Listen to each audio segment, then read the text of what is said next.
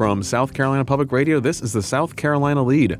I'm your host, Gavin Jackson, and this episode was recorded on February 21st, 2025 from South Carolina Public Radio studios here in Columbia.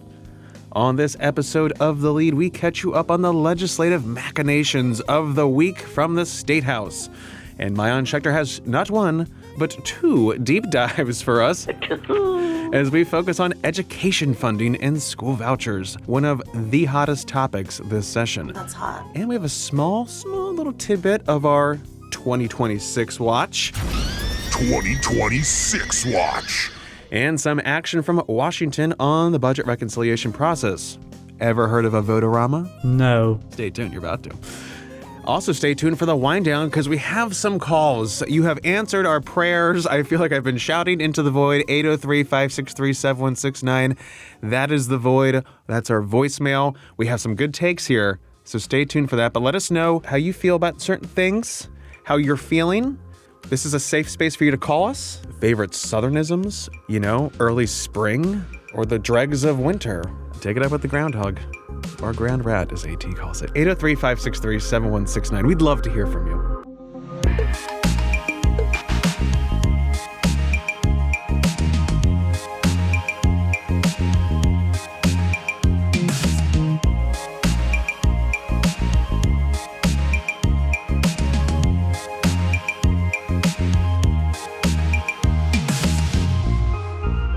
Before we get into our look on education funding, I want to brief you on bills that moved in both the House and Senate, as well as their respective committees this week. We're talking about movers and groovers here. Remember, you introduce a bill, it gets assigned a committee, it has a subcommittee meeting. If it's lucky, there's testimony given. If it's even luckier, it moves to the full committee. There, it might be approved. Usually it is. Then it goes to the floor of the Senate or the House, or the calendar as we call it. They're interchangeable there. And then bills, of course, in the Senate can be blocked by just one senator objecting to them, but in the House, they can be carried over until leadership wants to see them move. Both chambers have Republican supermajorities to shut down any extended debate if need be. So with that being said, a little background there. In the Senate this week, the Judiciary Committee moved out several big bills dealing with energy, storm damage recovery, and drug, gun, and retail crimes. The Organized Retail Crime Bill S-159 would include stiffer penalties for such crimes, and it mirrors the House version, H-3523, that was just assigned to committee. Now, members will use the House bill because it's already passed the House. Another bill would dismiss all charges pending for unlawful possession of a handgun that were nullified by the expansion of gun rights with the 2024 constitutional carry law. That bill was also approved. It's S-136, which had been previously passed by the legislature, but was vetoed by the governor. The Senate overturned it, but time ran out in the House, so here we are again. The Medical Affairs Committee confirmed Eunice Medina's appointment as director of the Department of Health and Human Services. Medina served as chief of staff to former director Robbie Kerr since June 2021, before taking over as acting director last November following Kerr's retirement. Medina has a 20-year background in Medicaid policy and operations, and she now awaits full Senate confirmation. Also on that committee, S2, the Healthcare Consolidation Bill, is heading to the Senate. The bill combines three state agencies, the Departments of Disabilities and Special Needs, Mental Health, and Alcohol and Other Drug Abuse Services, DAODIS. The new consolidated agency would be the Department of Behavioral Health and Developmental Disabilities, and it would have those three offices inside of it. A bill dealing with medical freedom will have hearings next week. Senate Majority Leader Shane Massey spoke with reporters Thursday about the latest moves on the energy bill, H-3309, that was in a Senate subcommittee this week. It's still there. It's just getting some testimony. It's taking its time. That's okay. But here's what he said about this process, including limited retail choice, which is a fun way of describing how larger energy-consuming businesses could shop for more competitive rates from other energy producers outside of their area, right? Pretty cool. Take a listen. We haven't looked at the newer House version. If it is similar to what they passed last year, there's going to be a number of non-starters in there, but there's also some good stuff. But I think, we're going to be relying on the information that we acquired through our committee work in the fall and into early part of this year. I think we'll come up with a number of issues that we want to try to address, and once we get it on paper, we'll begin those conversations and we'll sit down and try to work stuff out, but I'm hopeful we can get there. Senator Clymer said that limited retail choice seems to be gaining support in the Senate to go in that bill. Would you agree with that? Yeah, I agree with that. When you look at the committee meetings that we had over the fall and where we kind of ended up with the special committee early this year, it feels to me like there is some interest among that membership to have some form of retail choice in there for larger industrial users. We'll have conversations once you get into the details on that. The utilities clearly do not want that at all, but I think there's some legislative support for that. So we'll see where we can go there. Tort reform. Yeah. Where are my torties at? Now, debate continues in committee on tort reform. I promise you, we will have a deep dive / explainer on this legislation soon because it is a complex issue that is getting talked about in a lot of places. I've never seen so many social media memes about such an esoteric legislative issue. This is exciting for everybody.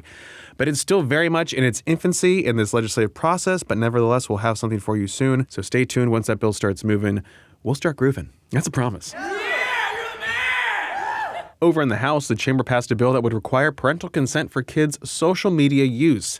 That bill, H 3431, is similar to a bill that the House passed last year and would include requirements of parental consent for use of social media, requirements for companies, and a program from the State Department of Education on online safety for students. That's now over in the Senate, and it'll be in committee soon. But like I said at the top, this is a Maayan Schechter heavy episode because we're continuing our look at education as the amended school voucher bill is now teed up for debate in the House next week. We've been talking about the legislative moves Republicans are making to get a legal school voucher law on the books in the state following 2 failed attempts shot down by the state Supreme Court. And before we get into the details of what the House Education Committee did this week, I want to bring you this interview that Maayan Schechter did with Senate Education Committee Chairman Greg Hembry and Patrick Kelly, an AP U.S. government teacher and director of governmental affairs for the Palmetto State Teachers Association. They were talking about education in the state, and Maayan opened by asking them both about how public and private education coexists in the state. Yeah, I think there's room for it. I mean, I think it's kind of our goal. I mean, we want every child to have the opportunity at a world-class education in South Carolina, whatever choice they make. And so that's sort of the fundamental unifying principle underneath the whole effort that we spend the biggest part of the state budget on public education. We spend a great deal of time searching and kind of scouring ideas to try to figure out how to make the process more effective and better for our kids. And the kids change. It's not a static thing. It's a very dynamic thing. So it's critically important. I think there's always plenty of room for success. I am recklessly optimistic in my view. I mean, that's just kind of the way I see the world and the way I see education.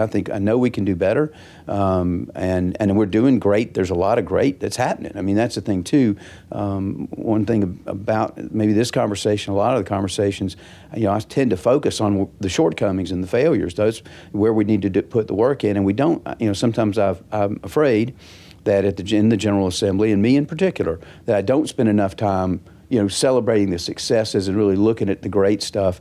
And occasionally not more than occasionally, I'll go visit a school or some kids and I see that great stuff and I go, I really need to spend more time doing this too. But we focus more on the problems, and so that's where I think a lot of times it sounds like we're picking on education or whatever the issue might be, when it's not that we're picking on it, it's that's what we've been called to do, is to go fix this stuff. So it just is tied to our role. Mm-hmm. Patrick, you obviously are a teacher, but also work for an association that represents public school teachers, thousands of them. And so how do you see both fitting in, public and private, in this conversation? Well, we actually do have some private school teachers that are members. I mean, at the end of the day, as an advocate, my lens is always, I want every child in South Carolina to have the teacher in the classroom that I would want my 2 daughters to have. And I don't care what the title of the school is. I worked in the U.S. Department of Education for a year when Secretary DeVos was sworn in. And in the first meeting, we had a great conversation, and where I ultimately landed was, Madam Secretary, I don't care if you call it a public school, a private school, or a charter school. every school needs to be a great school, because that is essential to the future health and well-being of this nation. It's essential to the economics of this state. The governor spoke to that in his State of the State address. It's also essential to the future health of a democratic republic. I'm a U.S. government teacher, and every syllabus I hand out has a quote from James Madison at the top that a people who mean to be their own governors must arm themselves with the power that knowledge brings. Every citizen in a democracy needs that, whether they went to private school, public school, homeschool, or anything else. So I think there's absolute universal consensus, or there certainly should be, that every educational setting in South Carolina should be the highest possible quality, because it is literally the proverbial tide that lifts all ships. Senator, this bill went through your committee, and obviously it's funded by the state education lottery dollars. There is a lot of concern about the revenue being there, because we have heard, as the governor mentioned in his State of the State, that revenue has been dropping. I'm curious, though, is that probably a top concern that you've had even writing that legislation, or are there other pieces of the bill that have been the most challenging and you hope that the House, when it takes it up, keeps it in? So, well, I think the funding mechanism is critical because of the Supreme Court ruling, and if it's not constitutional, then we're wasting all of our time. I mean, the experiment's dead. So I think we've got to get that fixed. I'm not concerned about the funding mechanism. We are awash in money in South Carolina. What a great problem to have. This is really sort of taking it out of one pocket and put it in the other. So I'm truly, and you got to consider too, the scope of the program at this stage is very limited. I mean, we're only at complete build out once every spot is taken. It's limited to 15,000 students, and we talked a lot about this on the floor the last few weeks. That's only 2% of our school-age population. I mean, it's very small. So this, it's when you think of the education budget, this is kind of change in the kind of in the cushions, really, when you look at the total education budget in South Carolina. So no, I mean, there are a lot of I think we're doing some other things on the lottery to try to increase the amount of funding that the lottery will receive. But debit cards, for example? The debit card bill. But that's really separate and apart. I mean, I'm not, I mean, they happen to be coming up at the same time simply because this had priority, the K-12 lottery scholarship had priority. The debit cards, we're now working on things that got to the floor last year. They've been vetted already, kind of the easy lifts are what we're getting back, taking those up next. And this was just in that group of bills that were kind of easy lifts because it was on the Senate floor last year. So that's happening, but I think if you've got the will to do it, it's really not that hard. And to shift money from the general fund to the lottery, or shift expenses from the lottery to the general fund, we do it all the time. I mean, it's not crazy. It's not weird. We buy stuff out of the general fund, but if we can buy it out of the lottery fund and we got extra money, we do that. We use it as kind of found money. So I'm confident that with this, with the limited scope of the program, we can easily cover it.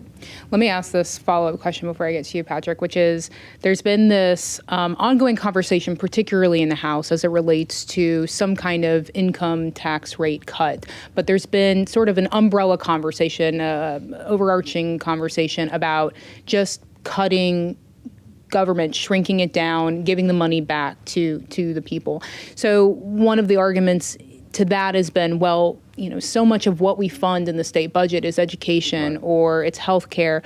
How do you balance those two competing interests, particularly as you're talking about, the funding for, given that it is so critical to actually doing these scholarships?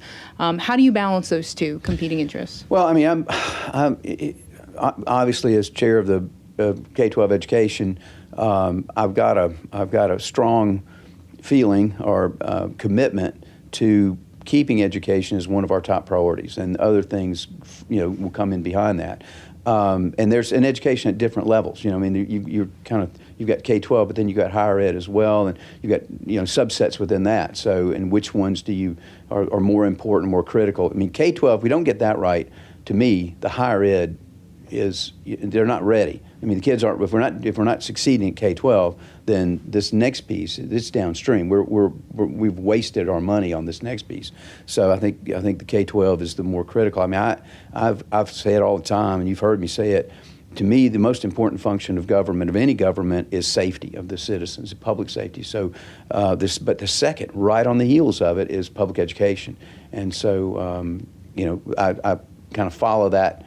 And when I'm sorting through those priorities, that's where I'm going to land. So, and if we may not be able to do all the income tax cuts that some might want to do. I mean, I think that's a good thing, but I think the K-12 education is essential, and it's our constitutional requirement, and we need to fulfill it. It was a great in-depth interview, and you can listen to that full conversation on southcarolinapublicradio.org. Thanks a lot, Maayan. Oh, what? No, she's not. Oh, I guess I did. Yeah, I did say that at the top. Okay. Maayan's back. And since that conversation she had, the House Education and Public Works Committee met on Wednesday for 4.5 hours. Yes, they heard testimony and passed out an amended bill, that school voucher bill, to the House floor, where it will be debated and voted on next week. Now, we're going to stick with Maayan and look into the House version of the education voucher debate now with this piece that she's produced, which also includes part of that previous interview, but not the same segment. Last fall, the state Supreme Court ruled that lawmakers cannot spend public taxpayer dollars on private school tuition, citing a state constitutional prohibition on spending public money for the direct benefit of any religious or other private institution. But in a new year, with new court members, the GOP-controlled legislature is trying again.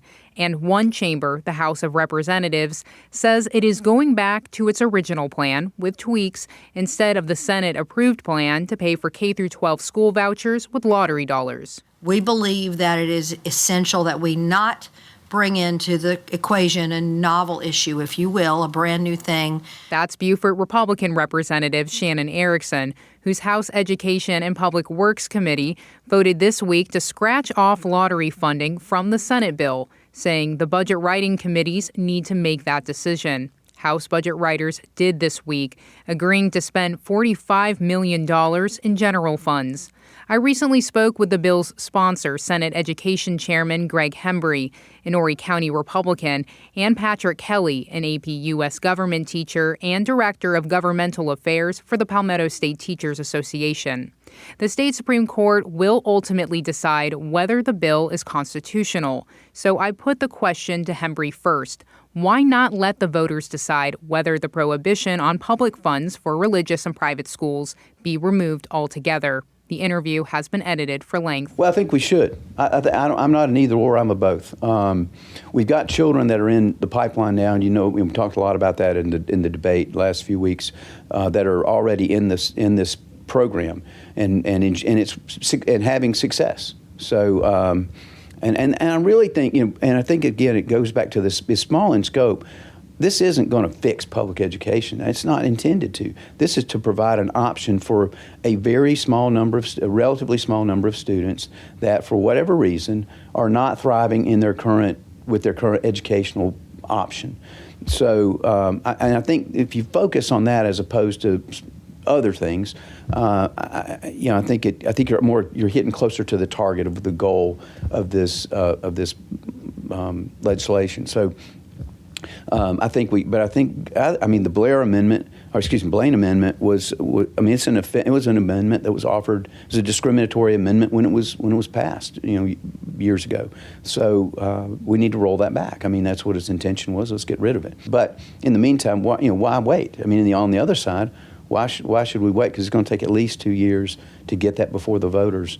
But I think we'll take that bill up later this year and see where it goes. I mean, there's several bills in to do away with that amendment. Right. Has the association taken up a position about whether to put this question to voters? We do believe that it should be put to voters. At the end of the day, we're a democracy, and if that's what the voters want, then so be it. But we also firmly believe that the words of the Constitution have meaning, and the Constitution does have the Article 11, Section 4 prohibition on public funds going to the direct benefit of a private school. So we do view it as similar to the senator in let's address both. I think where the discrepancy is in full agreement on putting the issue before the voters of the state. Where I think we differ, and he can correct me if I'm wrong, is in the mechanism for providing choice for those families he's talking about. The House is expected to debate its version of the bill next week. A little Maayan double dip there. Thank you, Maayan. And don't worry, we will give you all the details on how that plays out in forthcoming episodes. We have some more updates from the 6th week of the legislative session, including the fact that the House Ways and Means Committee passed out its $14.6 billion budget. Very mindful, very demure. We will do a bit of a deeper dive on this next week, but some top-line info on this includes a 2% pay raise for state employees and sliding increases for some lower-paid employees. There's also an increase for starting teacher salaries by $1,500 to $48,500, which is below the governor's plan of hitting $50,000 this year. Such an increase would cost $200 million annually. The House plan also proposes raising state employee health insurance premiums by $36. And this is of note because every budget since 2012 has covered increasing health insurance premiums, but the governor has warned that that's becoming unsustainable. There is, again, $30 million in the budget still for school vouchers and an additional $15 million in one-time money added. This despite a constitutional ban on using such money for private schools and, again, 2 state Supreme Court decisions on the matter. Again, we'll have more info for you on this next week on the budget as the House gets ready to debate it on the floor the week of March 11th. Talk about a vote-a-rama. Yes. We're almost there. Yes. Not yet. But moving on, 2026 watch. 2026 watch. I know. I'm sorry. I should have warned you a little bit more, but you got to just take the Band-Aid off. It's incredibly early days, folks. You know this, I know this. The 2026 campaign cycle, we shouldn't even really be talking about it right now. You say, Gavin, hey, bud, why are you doing this? And I say, guys, it's not even 2020. I know. Some back-of-the-napkin math here. We are 473 days away from the June 2026 primaries. That's a year and 3 months, gang. And we're talking about it. Nevertheless, we want to keep you casually updated because that's what we're here for. That being said, there has been a development. The South Carolina Patriots PAC announced its formation this week and is backing Lieutenant Governor Pamela Evette should she join the gubernatorial race, as she's expected to do. We're still waiting for that call. Let us know. Now, the group of Trump advisors, staff, political consultants, and others have put up $5 million so far in support of Evette. Chris Grant is serving as senior advisor for the newly formed Pro-Evette PAC, and Grant worked as a consultant for Make America Great Again Incorporated, which was the top spender on Trump's behalf in the 2024 election cycle. Andy Sarabian will serve as the group's CEO, and he worked as senior advisor to Vice President J.D. Vance during the Republicans' 2022 Senate bid in Ohio and his vice presidential run. He's also a close advisor to Donald Trump Jr. Dan Adams, the CEO of Greenville-based investment banking firm The Capital Corp, will serve as chairman of the PAC. So, a lot of big names, a lot of heavy hitters, a lot of money, $5 million, nothing to shake a stick at. A strong opening salvo for the Evette side, though this isn't part of the Evette campaign. There is no Evette campaign because it's early. It's just posturing, outside money, as they say. We will have a true 2026 campaign when we do see paperwork being filed from candidates. So when people actually say they're going to run, we'll have a 2026 campaign and we'll drop the watch. We'll go from watch to warning to full-blown campaign, folks. But for now, 2026 watch. Let's go to some more terra firma up north in a little place called Washington. Senator Lindsey Graham's vote-a-rama took place late Thursday into Friday morning as the senator and Republicans continue their budget reconciliation moves for border security, defense, and energy spending to the tune of $300 billion. The vote-a-rama is a term for the long process of amendments being filed to the budget resolution that was eventually passed mostly along party lines by a vote of 52 to 48, with Kentucky Senator Rand Paul voting against the measure. Now, Graham, who is chairman of the Senate Budget Committee, has been roaring. You guys know this. You've been listening to this podcast. You've been hearing about it. He's been roaring to get this funding process moving, especially ahead of the government shutdown talks next month. The House has finally put forth its big, beautiful bill, which also includes tax cuts, which will add trillions to the deficit.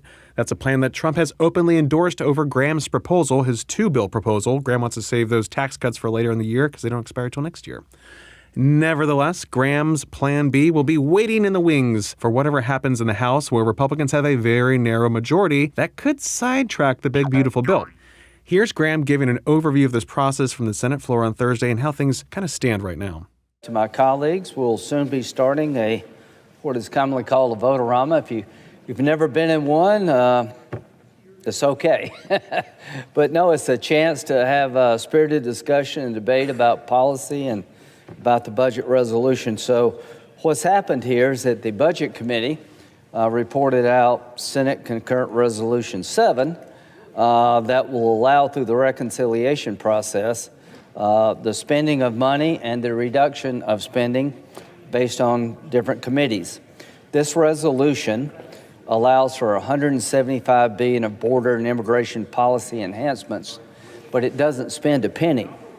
It allows the Judiciary Committee and the Homeland Security Committee to come up with a up to $175 billion plan to secure our border and do immigration reform. And what will happen is that those two committees, Mr. President, will work with the Trump administration to meet their priorities. There's nothing in this resolution directing one dime of spending, and no spending bill can be implemented without presidential signature. So I want to make sure that's clear. There's $150 billion in increased defense spending. Why? Because we have a lot of threats. Since the withdrawal of Afghanistan, radical Islam is on the rise. We've got a hot war with Russia and Ukraine. Israel's facing enemies on 7 sides. We've provided weapons to our allies in Ukraine and Israel. We've run out of 155 howitzer rounds for a while. We've got to reinforce our industrial base.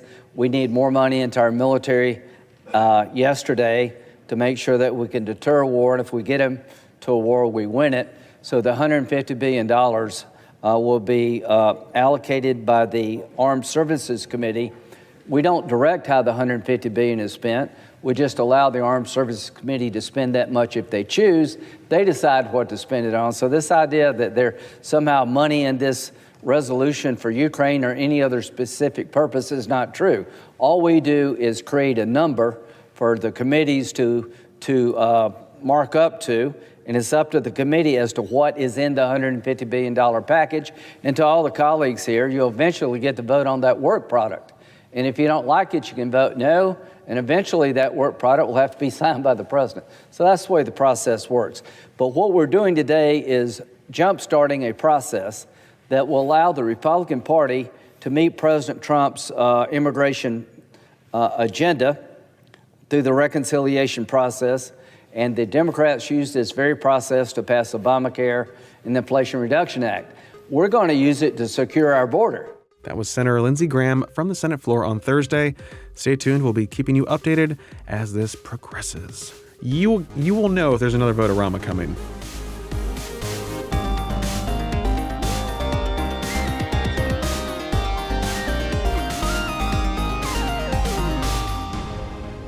Welcome to the wind down section, our little break from the news. It's Friday around here, and I'm joined by A.T. Shire. Oh, Friday, baby. Friday. Yep. So good.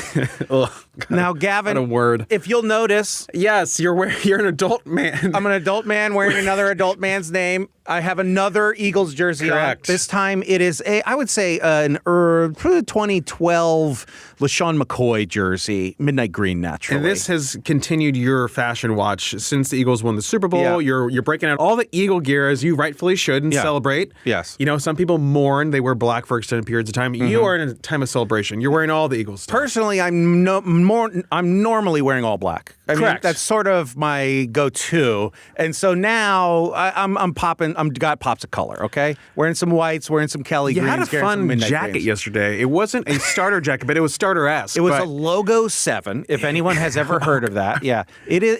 It's the worst jacket that I own. The arms were weird. Yeah. It was too puffy. Yeah, it's like, but it also wasn't as puffy as most puffy jackets In the 90s. It's bad. It really brought back a lot of 90s I would nostalgia. say, it reminded me of how my father would never probably get a starter jacket. Yeah. So we definitely had Logo 7 stuff. This was third tier puffy jacket. It wasn't starter. Yeah. It wasn't chalk line. Anyway, Gavin, we're not here to talk about tangent this. we went on there. We're not talking about this here. We're here because we got calls, okay? What? We have one here. Our Southernisms, they've caught on. We have an explainer Well, here. I reckon okay? you better play it then. Okay. You see what I did there? I do. I you reckon- reckon correctly. Here we go. You ready? I reckon. Hey, y'all, with apostrophe. This is Amy, another Amy. I am calling to discuss Amy's call this week on the dinner and supper. So supper is every night. Dinner is only one day a week. Lunch is 6 days a week. But on Sunday, you have Sunday dinner. There's no Monday dinner, Tuesday dinner. That's lunch. And then supper at night. But on Sunday, during the day at lunchtime, we have dinner. So just wanted to clear that Southernism up for you. Have a great one. Bye. Thank you, Amy, my other producer. She has a credit on this show. Our supervising producer. I only read this. I read the transcript, so I didn't realize that we played it. We were like, oh, this is Amy, our coworker. Yeah, and like he's listening to it, I'm like, that's Amy. Yeah, it is. Amy, that was great. Great clarification. We've never even talked about this face to face, and I'm glad she called and broke that down. She could have been here in person, but she decided to call in, fill the hopper dutifully. That was nice. This is Amy's helping Amy's here. We love to see it. That's why we did this pod. It was on our vision board from day one. It's been Amy's helping Amy's. Yes. Sticking with Southernisms, we got an old friend. It's been a while, but he called back in, and maybe he did live in my basement. Anyway. Ye old friend. Yeah, Gavin, are you ready? How do you reckon this one? I reckon we be fixing to play it. Arr. Gavin, AT, it is Cam, your friend, AT's basement boy number 2, calling in because it's been too long, and other callers have tipped ideas that have been bouncing around in my brain for some time. So here we go. Topic number 1. I think I like this trend of people calling in and saying what their local newspaper is. I think it can be kind of like the intros at the beginning of an NFL broadcast. You know, somebody will say such and such, Rutgers, such and such, USC. We can call in and I'll say Cam Powell, The State. That's my local newspaper. Subscriber, former intern of the state newspaper. So proud representation there. Number 2, Southernisms.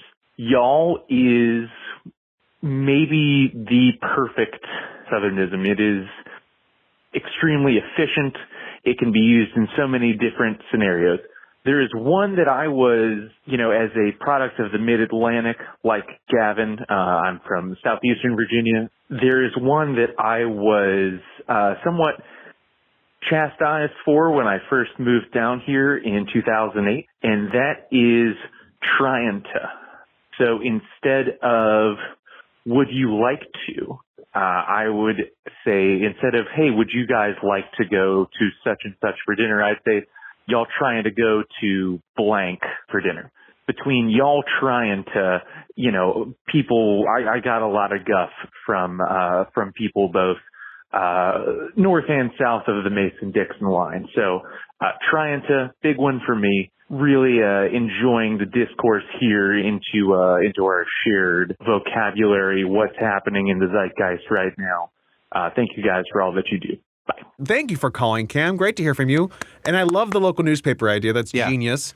It was always funny growing up because growing up in Maryland, suburban D.C., my local newspaper was the Washington Post. Yeah, brag. And, there was the Metro section, which had local news, but, your local news was pretty much national news. So I was always kind of warped when I understood, news. So when I went to school... It's explaining a lot. When I went to school, I worked on the newspaper all 4 years, and I was always confused. I was confused at first. I'm like, how come there's not more national news on the front page? And they're like, local leads, baby. I'm like, I get it. Okay, I understand now. Warped brain. Cam, trying to.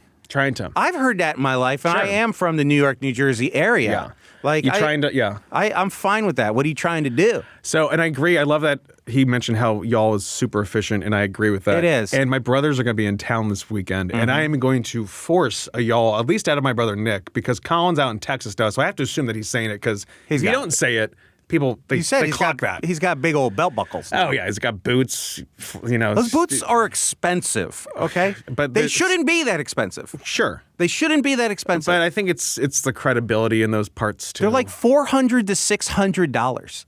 That's too much. The Tecovas that I'm wearing, they're slip-on shoes, and they're not even full boots, and they were like... That's not right. Not right, yeah. It shouldn't be that way. It's, but they last. At least I will support that. At least things like that last, whereas some luxury goods that cost money do not last, and that really annoys me. But...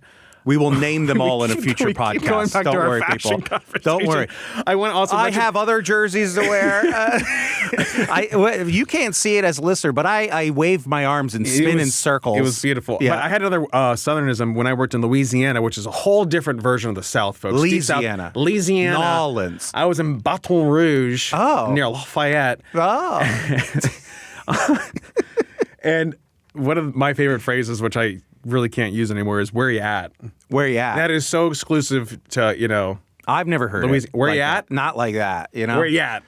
And anytime, like, you text people that, that's very much like the trying to. But when I would text my family that, they're like, do not. Why are you ending with a preposition? They're all this clutching stuff? pearls. Yeah. They're fainting onto couches. I'm like, when do we become this way? However, I will say I was a bit of However. did I say it like that? No, I wish. When we were growing up, though, being in Maryland, like we would go see my cousins in Virginia, Northern Virginia, which is basically an extension of the area, but they had Southern accents, and we would make fun of my cousins for saying y'all all the time. Ugh. So I can agree with Cam getting a hard time because I would always be like, I will never say y'all, and then you have to adapt, in my opinion. I'm trying to adapt. I still feel like a phony. I will say one thing I do love to say. I forgot to mention it in last episode. Bo. That was great. Instead of dude, instead of guy, instead of whoever, you I like say, Bubba. What's up, Bo? And also when I'm in Louisiana specifically, more or less, I say baby to everyone more often. How's it going, baby?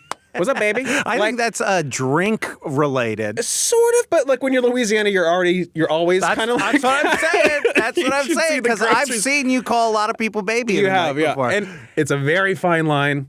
I've never misexecuted it. No one's ever taken it the wrong way. No, Men and you've women, done it perfectly. You know? Yeah. I think it's all about confidence. That's how you wear it. You can love the way you look. Gavin guarantees it. It's a Gavin guarantee. You either wear the suit or the suit wears you. I think that he has a big think piece coming to the gavel about this. Anyway, Gavin. Check out the gavel. Hit the gavel. The gavel. There's going to be a lot about menswear there. Gavin, hit the outro, please. Have a good weekend, everybody. Leave them laughing, as they say on the podcast. We love you guys. We love you when you call, especially Cam and Amy. Thank you guys for that. You can do the same and show us your appreciation at 803-563-7169 or leave us a review on Apple Podcasts. And yes, stay up to date with the latest news on scetv.org and southcarolinapublicradio.org. And don't forget to support your local newspapers and tell us which ones you're reading. 803-563-7169. The South Carolina Lead is a production of South Carolina Public Radio. Our producer is A.T. Shire. Amy Crouch, who called, is our supervising producer. Sean Birch is our executive producer. This podcast is produced with support from PRX and is made possible in part by a grant from the John S. and James L. Knight Foundation, as well as listener contributions to the ETV Endowment of South Carolina, which I just renewed my membership to. For the South Carolina Lead, I'm Gavin Jackson. Be well, South Carolina. It's a bird. It's a plane. No, it's not. Do you know what a bird is? Idiot. It's a bus at best.